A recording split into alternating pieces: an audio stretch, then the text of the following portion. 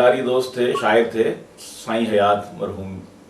मैंने उनकी ज़ियारत की हुई है, कई दफ़ा उनके जलसों में भी पढ़ा हुआ है उनके साथ। तो वालिद साहब के साथियों में थे अताउल्लाह शाह बुखारी रहमतुल्लाह अलैह के साथियों में से। तो वो पंजाबी के बहुत अच्छे शायर थे, उस्ताद दामन और वो इकट्ठे मतलब है कि मुशायरों में पढ़ा करते थे और एक दूसरे के साथ गालिबन उनका उस्तादी शागिर्दी वाला भी कोई मामला था।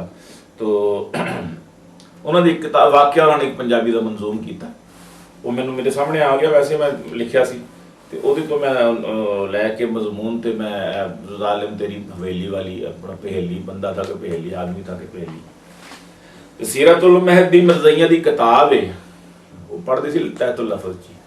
सीरतुल महदी मरज़इयां दी किताब है, जिल्द 3 सफ़ा 210 वाला बाब है, जिल्द 3 सफ़ा 210 वाला बाब है। आखिया कि भन नाम एक नौकरानी सी, अकलमंद रज के ते पुज के सियाणी सी। लिखिया कि भन नाम एक नौकरानी सी, अकलमंद रज के ते पुज के सियाणी सी। एक रात मिर्जे होनी खुशी दे ध्यान विच चाई चाई सुते पै सी अपने मकान विच। लत्तां जनाब दियां भन घुट रही सी, लत्तां जनाब दियां भन घुट रही सी। दौलत सवाब दियां कली लुट रही सी, दौलत सवाब दियां कली लुट रही सी। भन पुछया हजरत जी सख्त सख्त की है, भन पुछया हजरत जी सख्त सख्त की है। मिर्जे ने आख्या कि मंजी दी यही है, मिर्जे ने आख्या मंजी दी यही है।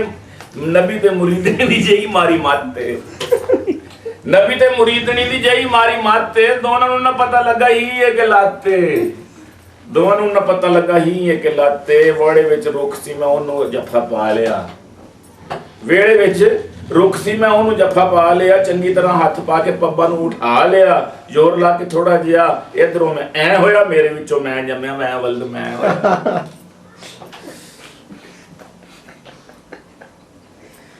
मैं वल्द